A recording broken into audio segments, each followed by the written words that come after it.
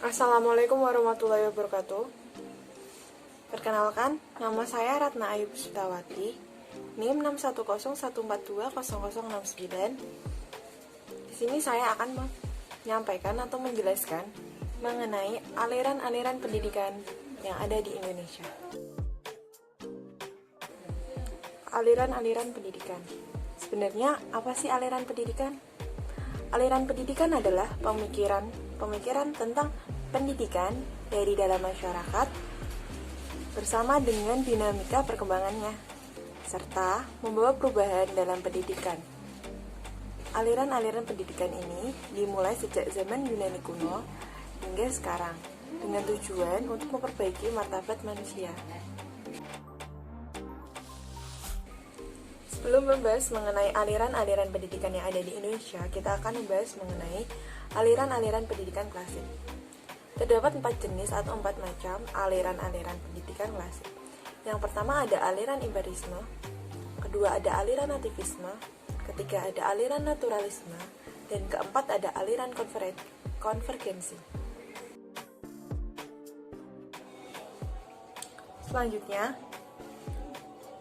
dari keempat aliran klasik kita akan membahas yang pertama ada aliran empirisme.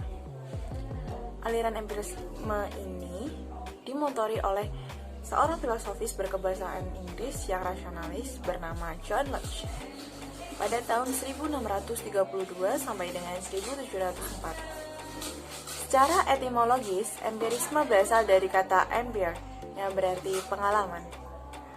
Aliran ini menyatakan bahwa pengalaman adalah sumber pengetahuan, sedangkan pembawaan yang berupa bakat tidak diakuinya.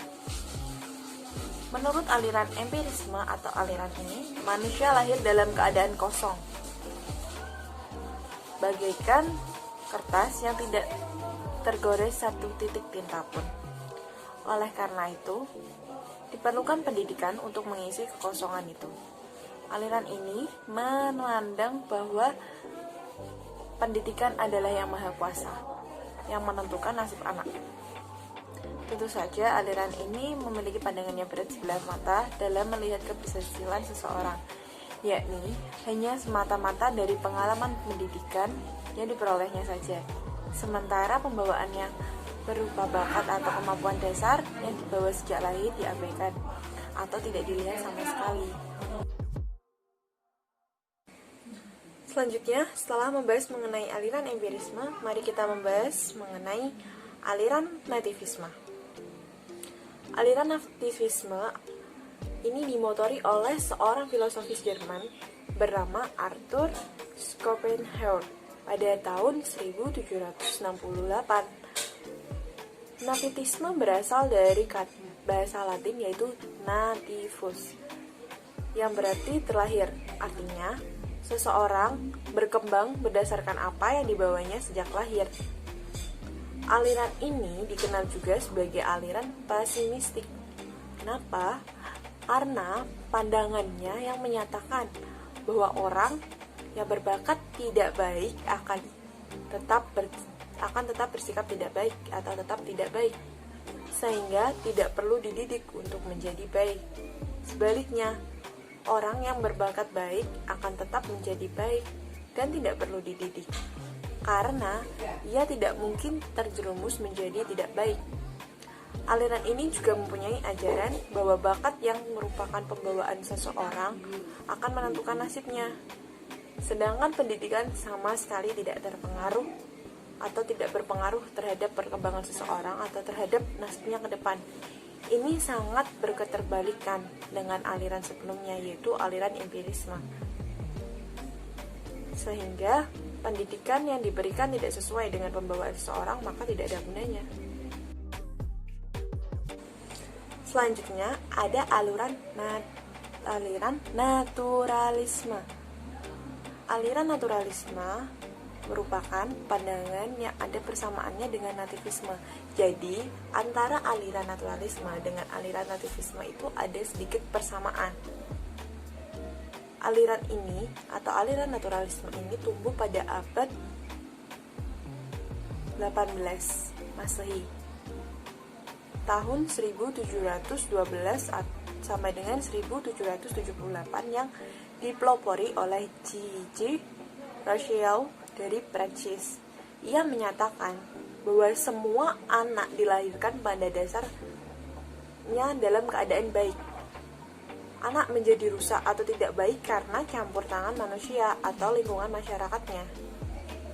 Aliran ini berpendapat bahwa pendidikan hanya memiliki kewajiban memberi kesempatan kepada anak untuk tumbuh dengan sendirinya.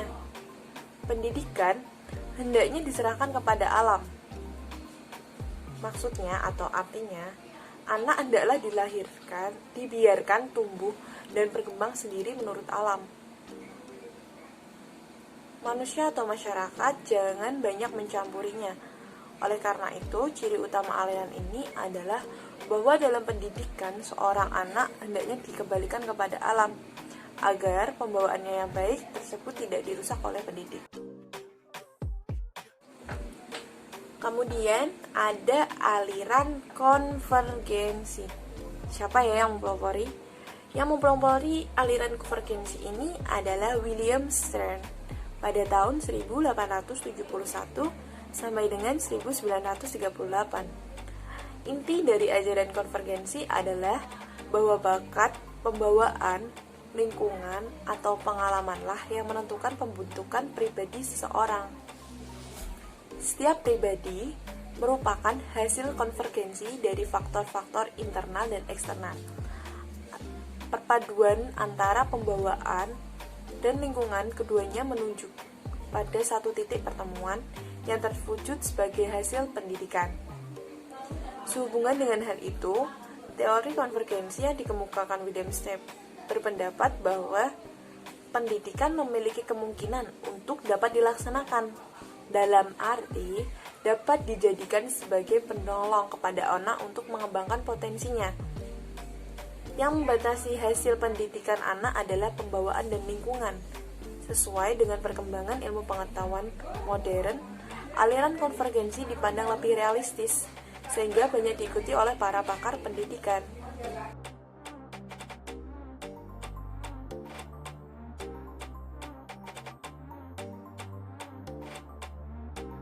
Yang pertama, mari kita bahas mengenai perguruan kebangsaan Taman Siswa yang didirikan oleh Ki Hajar Dewantoro pada tanggal 3 Juli 1932 di Yogyakarta.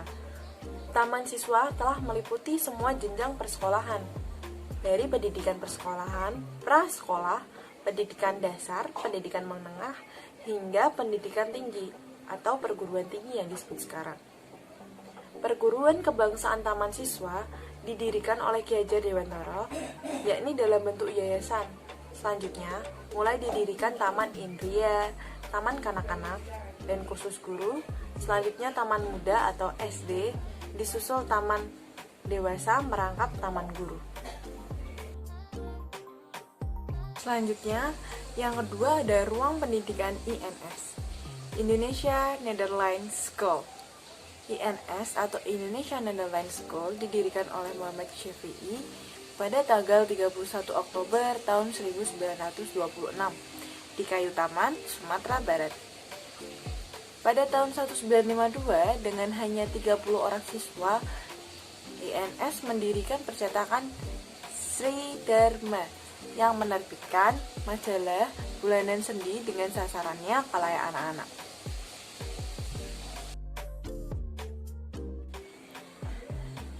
Sekian dari penjelasan dari saya. Ingat pesan Ki Hajar Dewantoro, ing ngarso sung tulodo, ing madya bangun karso, tuturi handayani. Di depan memberikan teladan, di tengah membangun kekuatan dan terus berkarya, serta di belakang memberikan dorongan. Semangat. Terima kasih. Mohon maaf apabila ada salah-salah kata. Wassalamualaikum warahmatullahi wabarakatuh.